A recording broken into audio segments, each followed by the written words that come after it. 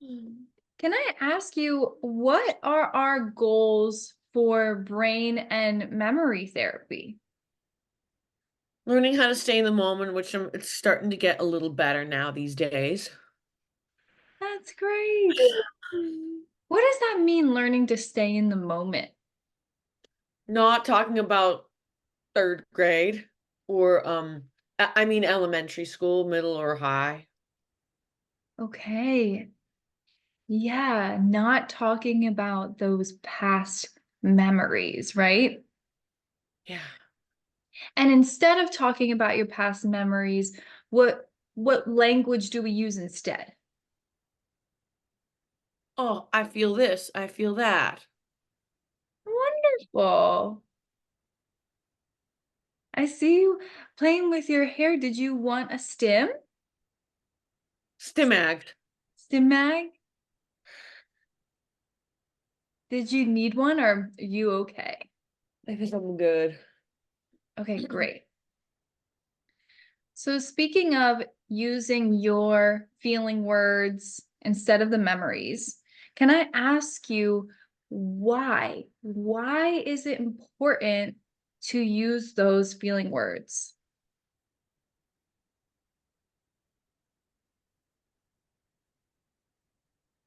Because it makes more sense. Good. It makes more sense to who? My mom, everyone, including David. Very good. How does it make David feel when you use your memories instead of the feeling words? Uncomfortable, annoyed. Does it? And how does that make you feel? Pretty sad because I don't want to lose him. Yeah, that makes sense. So the goal is to learn how to use your feeling words instead of the memories in order to help others understand you, right? Yeah. Yeah, others including David and your mom and anyone you're talking to. Do you think you can achieve this goal? Yes, I can. Wonderful. I think so too.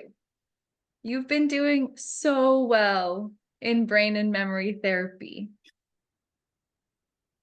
Because it's not easy. We're learning about the brain and we're learning about some complex scientific topics. Did this last time. Oh yeah. Oh, yeah, it's part of our visual dictionary. We said instead of saying that's mermaids eating chocolate, I could say,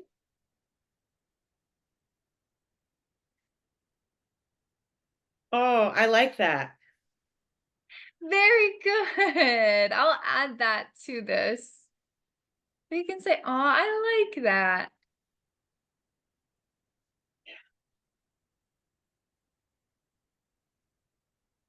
Or we can say that's sweet.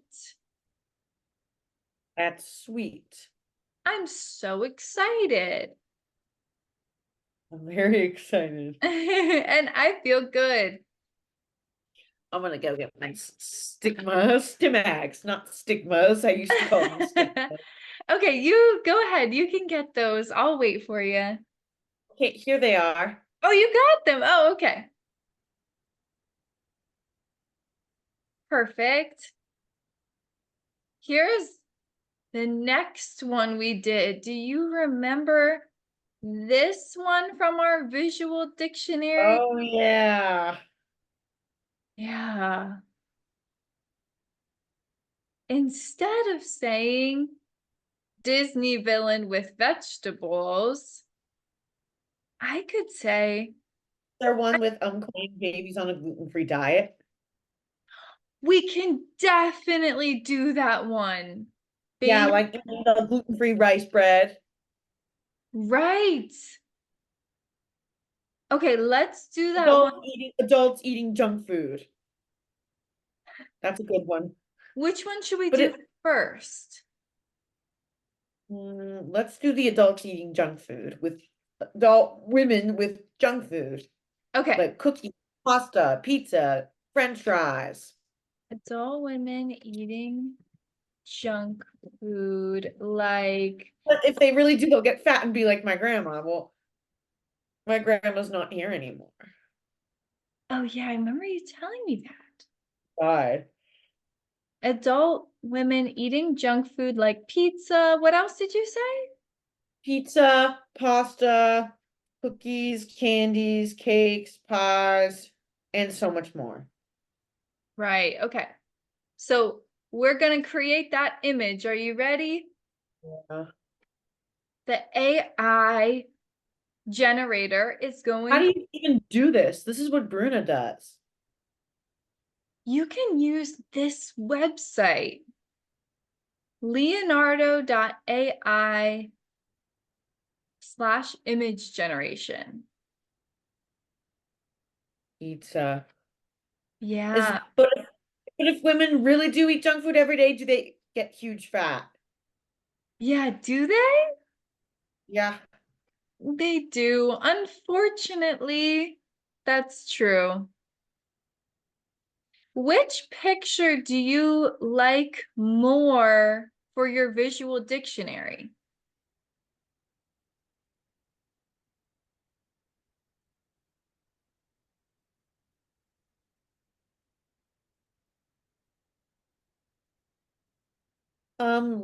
I don't really know. Maybe that one in the middle. Okay. Do you want it to be more than one woman eating? Probably. Okay, that's okay. We can say that. We'll say multiple But adult I women. don't know what is that. We'll see, because sometimes this AI, When I was a child, I was on a gluten-free diet, which I hated, which I've never wanted to be on, but we tried it just to see if it would help me. And it did in some ways, but not so much. it just wasn't your cup of tea. I just didn't like the texture and the taste. It was the texture. Right. Like that one, let's put a whole bunch of pictures. Great. So, do you like this one?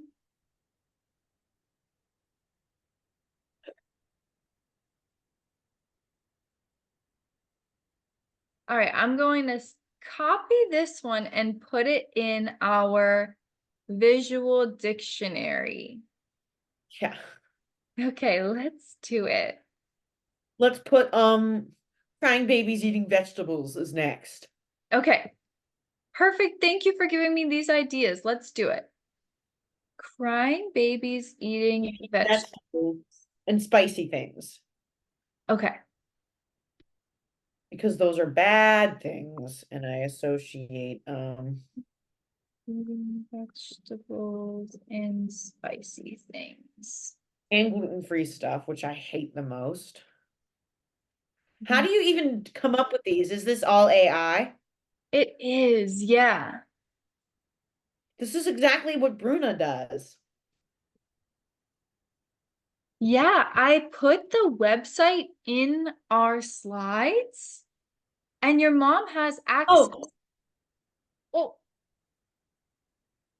look, vegetables.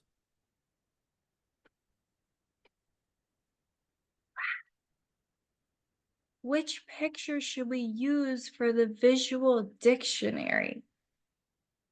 One, two, three. Probably that one right there would work. Even there's a spice, or is it spicy hot pepper a vegetable? Right. Maybe they're eating a spicy hot pepper. So I'm sorry, did you pick picture one, two, three, or four? Three. Three. Okay. Yeah, I think that's a good choice. Okay, I'm gonna copy it and then we're gonna put it in our, We do more like on Friday.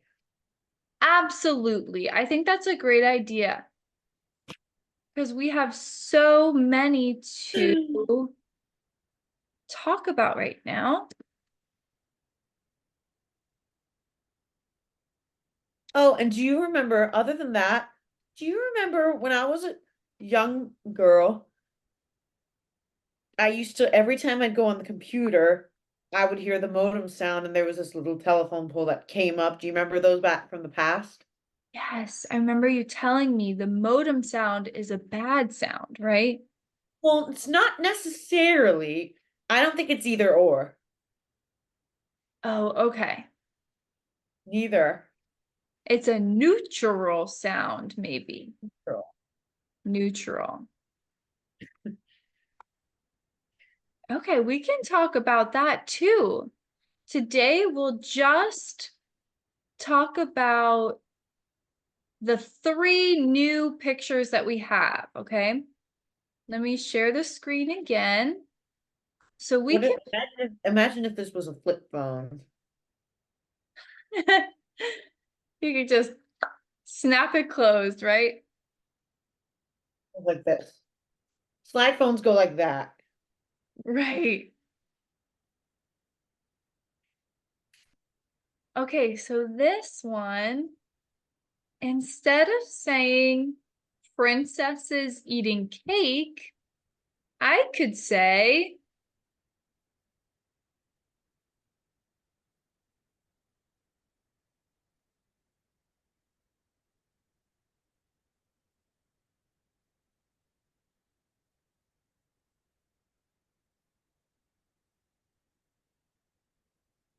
Oh, what time is it since my phone's in my room?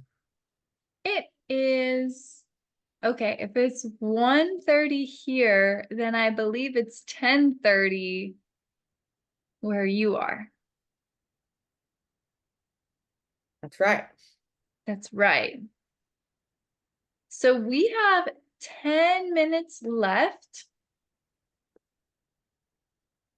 Do you want to talk about the pictures? What pictures?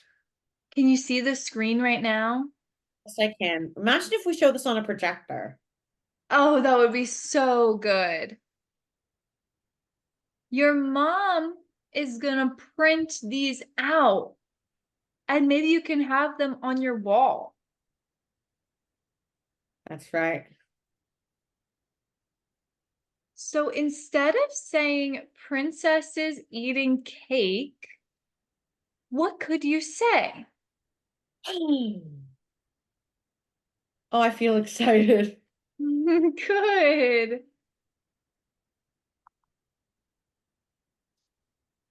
Oh, I feel excited.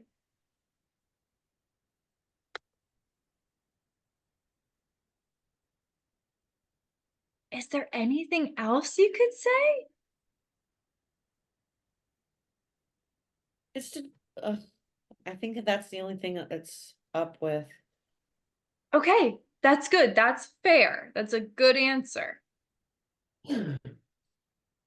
Instead of saying adult women eating junk food, Oh, I feel so.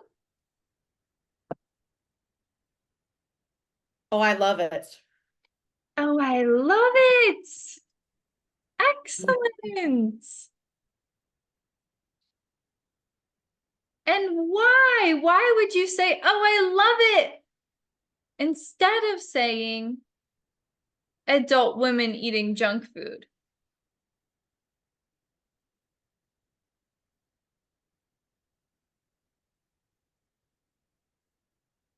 Oh, I love it so much. It's so exciting. Oh, I love it so much. It's so exciting. Great. But why? Why would you use those words instead of adult women eating junk food? I could say,